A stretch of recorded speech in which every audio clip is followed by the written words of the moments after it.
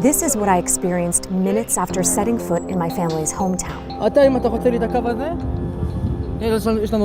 We literally just got here. We went through the first military checkpoint and a bunch of soldiers stopped us, started yelling at us. I'm in the old city of Hebron in the occupied West Bank, a place that once bustled with life. But I'm about to see what Israel's occupation and settlers have done to the heart of this city and to the people who live here. I'm a Palestinian-American journalist, and I've spent much of my career reporting on the occupied territories. But Hebron, one of the West Bank's largest cities, is also my roots. My father was born and raised here. I've returned to learn how the occupation has decimated his beloved hometown, a place he hasn't been back to in years. I had a mixed feeling, nostalgia with anger, despair over despair. What can I say? I know it's really hard for him to see this, and so it's emotional for me.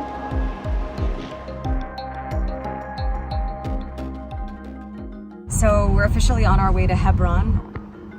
My team and I are going to Hebron's Old City, which is ground zero of Israeli apartheid. Today, 33,000 Palestinians live in this part of Hebron, which is under full Israeli military control and fragmented by checkpoints, military outposts, and around 1,000 Israeli settlers who live here in violation of international law. اللي حصل في البلدة القديمة في مدينة الخليل هي كارثة بندفع ثمنها كل يوم. حياتكم هون صعبة؟ هي صعبة ومستحيل وحدة تقعد محل تجرب تقعد أسبوع. إحنا عايشين هون بس باعتبار السجن. But before we get into all of that, let me back up. It wasn't always like this. This is my dad. He was born in Hebron in 1947. He lived up the hill from the old city, where his father and uncle owned a quarry. The year after my dad was born, Israel was established in what Palestinians refer to as the Nakba, or catastrophe. That's because hundreds of thousands of Palestinians were expelled from their homes to clear the way for the creation of a Jewish state. But the West Bank, including Hebron, fell under the control of Jordan. My dad was 19 in June of 1967 when Israel captured the West Bank, Gaza, East Jerusalem, and the Golan Heights and began a military occupation that still has no end in sight. My dad was in college in Jordan at that time, so he wasn't in Hebron to witness that or to see how Jewish settlers took over parts of the old city. A few years later, he moved to the US for graduate school. I was born and raised in San Francisco and grew up hearing my dad reminisce about his childhood, like how he raised chickens and rabbits on the hill as he watched the vibrant city below. When my family would travel to Palestine in the summers, my dad couldn't come because of work. Now, even though he's retired, he says he doesn't want to return because he refuses to be humiliated by Israeli soldiers. He's only been back to Hebron 3 times. But I'm returning to see with my own eyes what has become of this city that made my father and me who we are today. And that all begins with me actually getting there. It's only about 20 miles from Ramallah where we're starting out, but we can't, as Palestinians, access parts of the main north-south highway because that's reserved exclusively for cars with Israeli license plates. So here's another checkpoint. Instead, we have to take narrower roads and cross through several Israeli military checkpoints. There's another checkpoint. That means it takes much, much longer to get there. We're finally in Hebron. I'm sure my dad knows these streets inside and out, and he used to walk all over here as a child, so this is literally retracing his footsteps, but it's very different now than when he grew up. Today, many parts of the city are off limits to Palestinians. All right, gonna go through. Because I'm Palestinian, I'm not allowed to enter parts of the old city. So I'm meeting former Israeli soldiers who, I hope, will help me access my family's hometown. Hi, how are you, Ori? Nice to meet you, I'm Dena. Ori and Joel are with the Israeli anti-occupation group Breaking the Silence. They used to serve in the Israeli army, but now they give tours of Hebron to expose the reality of how Israel treats Palestinians. Come here. But before they could even start showing me around, this happened. היא אזרחית ארצות הברית ועיתונאית, כן? רק שתדעו. היא אזרחית ארצות הברית ועיתונאית. אין שום בעיה, הוא צילם עמדה ביטחונית, הוא צריך למחוק את הסרטונים האלה. אני לא צילמתי את העמדה, צילמתי רק אותך. לא, צילמת את עמדה. זה לא משנה, אם היא עמדה ליד העמדה, אתה מוחק... דבר ראשון, אתה מפריע לנו בעבודה, בוא תעמוד שם עם המצלמה. דבר ראשון. עכשיו דוחף אותי. יופי, דוחף אותו, כרגע הוא מפריע לי בעבודה. My Palestinian film crew, who have the proper credentials, are sadly used to experiencing this kind of nationalistic harassment and taunting. So I've been in the old city for about 5 minutes and we were already stopped by...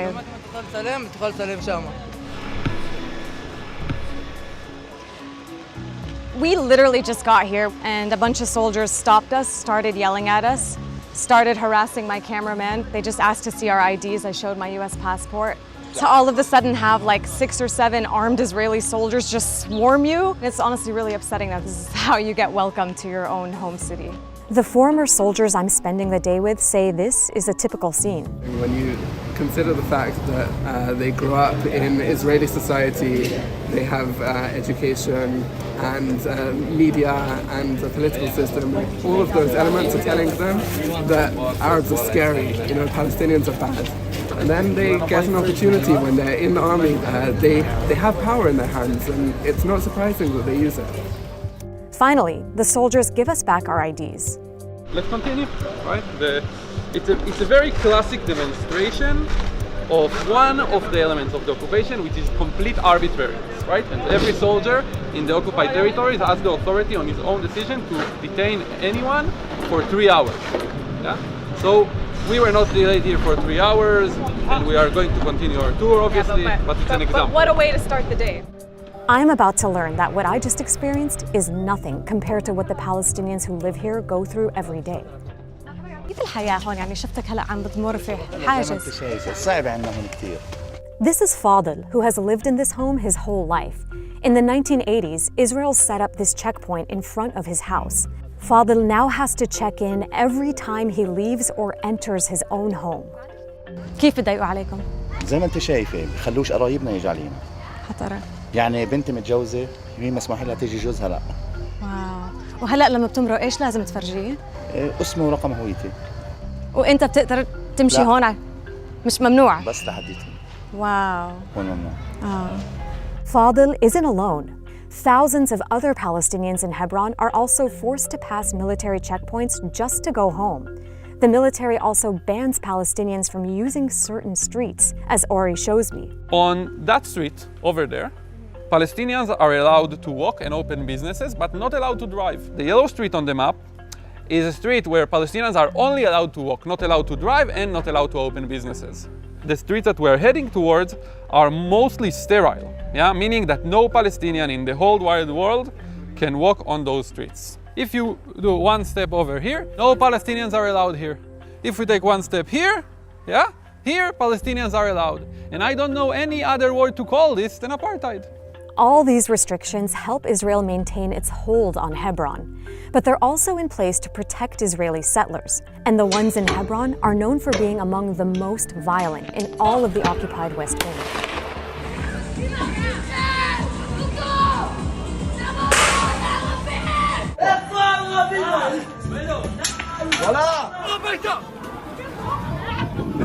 Our order in Hebron is protect the Jewish settlers, right? We don't have an order protect Palestinians if settlers harass them. The soldiers never protect the Palestinians. Yeah, unfortunately, it's not in our order.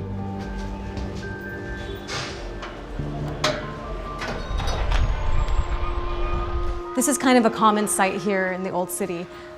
There's a Palestinian family that lives at the end of this alleyway. Above them is an Israeli settlement, and because the settlers throw garbage down at them, they have to put these nets here to protect them. يعني هون لما اجوا يعتقلوني هون بالضبط يعتقلوني. كنتي هون بالضبط؟ كنت بالضبط هون. لما اجوا يعتقلوني بالضبط هون كنت. The family at the end of the alley is the Sidrs. Just a few weeks before I arrived to Hebron, nearby settlers accused their 13-year-old daughter Selwa of picking a knife up off the ground.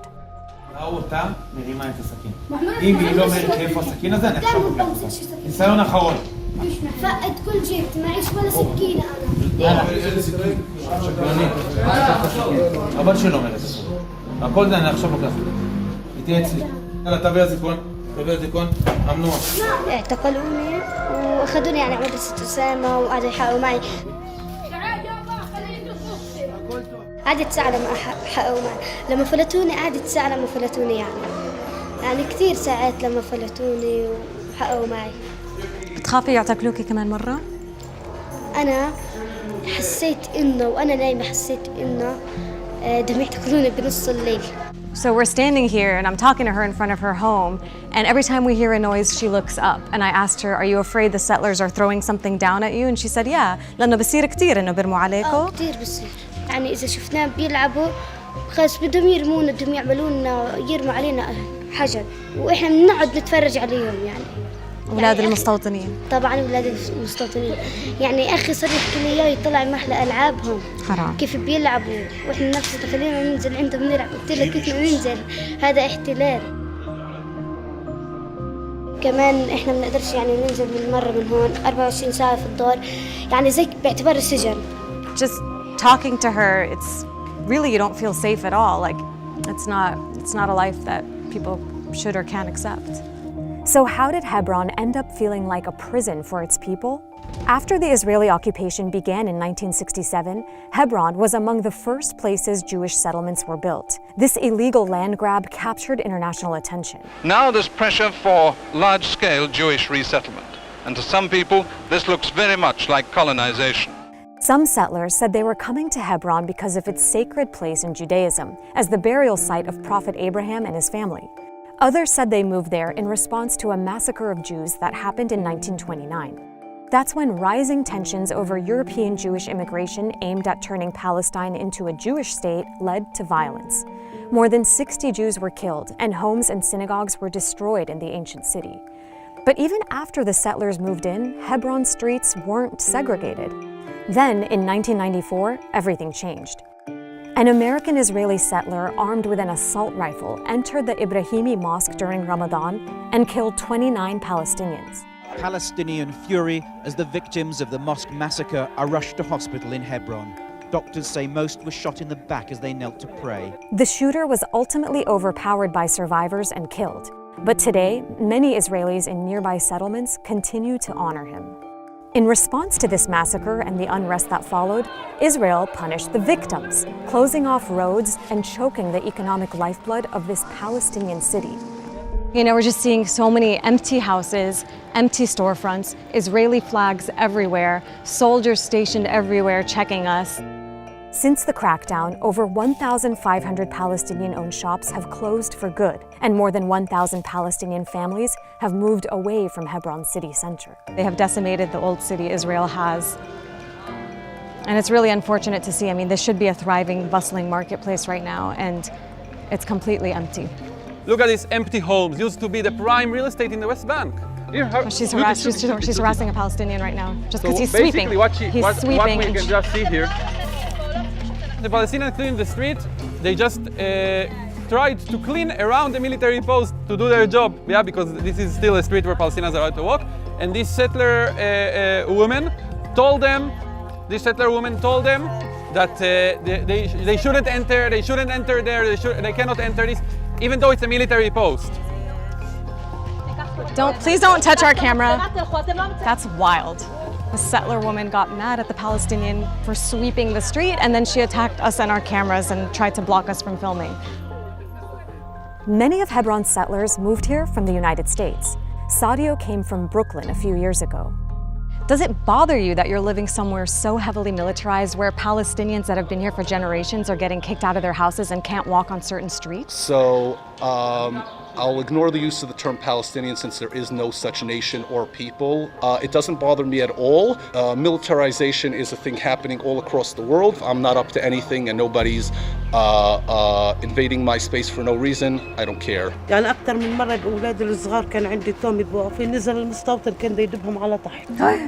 يحملهم ويدبهم؟ والله كان دا يحملهم على تحت. كيف بيعاملوك المستوطنين اللي عايشين هون؟ هون معاملتهم يعني من مرة مش بني آدمين يعني بعدوا بتفوا بضربوا البنت بتخاف تنزل المرة بتخاف تنزل. أنا بلقى كمان يوم أخوي بحجر صوان هون انتفخ كمان. مين رمى الحجر؟ المستوطن. So why do you give these tours? It's extremely important to show people what the occupation looks like, because This word is very vague for most people, right? Occupation. And when you see here, when you walk on those segregated streets, you cannot ignore the reality. And I believe that it's my responsibility as someone who took part in it. The minimum that I can do is to try and show people what I was sent to do. I believe that any decent human being who will see this will want this to end. So we're gonna attempt to enter Shuhada Street right now. No Palestinians are allowed to be on that street, only Israelis and foreigners. I'm gonna enter on my US passport. Of course, I'm originally Palestinian, so we'll see how that goes. While all of Hebron's old city has been affected by the occupation, the most striking example might be Shuhada Street. It used to be the city's most important, vibrant thoroughfare. My dad went to middle school on this road, and his family owned shops here. But in the years following the 1994 massacre, Palestinians have been banned from walking on this street, even if they live on it. So the Israeli military welded these Palestinian doors shut. See? This is welded. We actually welded shut their doors. We send Israeli soldiers to weld shut those front doors of these families, while everyone else who is not a Palestinian can walk freely. This video shows what it takes for one Palestinian woman to leave her home. She climbs her roof and scales back down to the ground to exit on a back street where she is allowed to be. But if you're a Jewish settler, you can walk out in front of your front door. Yeah. Look at us, not only if you're a Jewish settler. Everyone who is not a Palestinian. إمتى آخر مرة مشيتي على شارع شهداء؟ يمكن من 25 سنة. 25 سنة، يعني كل يوم تطلعي عليه وممنوع. كل يوم بطلع عليه، أما هو مشيت كان تبنا بدنا نروح مثلا هاي الكارنتينا، بدنا نطعم الأولاد، أمشي هذه المسافة كلياتها على الكارنتينا. كانت كلها فاتحة المحلات وسوق الخضرة والسيارات، هات ما في حدا. This is the old central bus station in Hebron, and they've turned it into a new military base that's under construction there, and behind it is a new settlement. Over here, we can walk and have a look on the old jewelry market. This whole thing is a settlement. This is how absolutely devastated it is right now. Settlers came and just ravaged the whole place and destroyed it. This is the old fruit and vegetable market. It was here, and now what does the sign say, Ori? Now this is a settlement. The old city has suffered. Everywhere you look, there's just deserted shops, deserted homes, destruction, broken windows. And in the middle of it all, there's like schools and settlements and Israeli settlers just living their lives with the full protection of the military. You know, one thing that's really striking being here is how incredibly silent it is. The only sound you hear is the flutter of these little Israeli flags above. I keep thinking about how, you know, I directly descend from here. Not only is it like sad on just a human level, but there's a very personal element to this street as well. I don't blame my dad for not wanting to come back because it's that messed up. So I'm trying to piece together exactly where my dad grew up. You know, I've pieced together that that's where my family's home is. And the view is of a bunch of Israeli flags and a military outpost on the hill over there. And in between them, the cemetery where my grandparents are buried and the home that my father grew up in. So, man, I wonder if he's awake right now. I should FaceTime him. Hi, Baba. Hi, good morning. Good morning. Good afternoon. How are you? Oh, I'm fine. I want to show you. I think this is where you grew up. Is this? This is Shuhada Street. Yes. Yeah, this is Shuhada. There's nobody here except for some soldiers and a few settlers. It's a total ghost town. During the days, you see the people in the market, and at night, I could see the singing and the dancing. And it was like the heart of the city. Sad, so sad. It's so sad. I had a mixed feeling, nostalgia with anger. This is the old vegetable market. Does this look familiar to you? Exactly. I used to go sometimes in the morning in the summer to buy cactus pear. This is despair over despair. What can I say? How does it make you feel showing your dad? I don't know. I feel really sad. Like, he grew up right there. You know, his parents are buried right there. And I know it's really hard for him to see this. And so it's emotional for me. My dad wanted to talk to Ori. Hello, my friend. Hi, nice to meet you. I'm glad you are for peace. When counting on people like you to expose the lie. I really hope you can be here and visit your childhood home at some point. Really, really hope. You know what I do? I just keep looking at the pictures over and over again. I am physically in San Francisco, but spiritually and emotionally always in Hebron. I'm curious, how did you feel watching me talk to my dad and then speaking to him yourself? Like sad, responsible, that this is what the place that I grew up in, that I was so proud of when I was a child. This is what we're actually doing to people. And it feels horrible to feel that. What most haunts you and your conscience about what you did in your time as a soldier? For me, it's the routine way we control the Palestinians, right? A Palestinian can wake up in the morning and not know if he will be at work on time, go to sleep, not know if soldiers will invade his home. We basically control the most simple and basic elements of life. It's designed to break down the population of Palestinians and show them who's in charge and humiliate them on a daily basis. Exactly. How can we make 2.5 million Palestinians in the West Bank to feel that they cannot lift their head up? We will make them understand that we control their lives. The segregated roads and the settlements and so forth, they exist all around the occupied territories. Military activity, home invasions, patrols, digital surveillance, they exist here and they exist all over the West Bank. The difference in Hebron is that in a very short walk, we can see examples of all of it. All of it. All of we it. saw all of it. It was a heavy day, but before it ended, I wanted to visit my father's childhood home.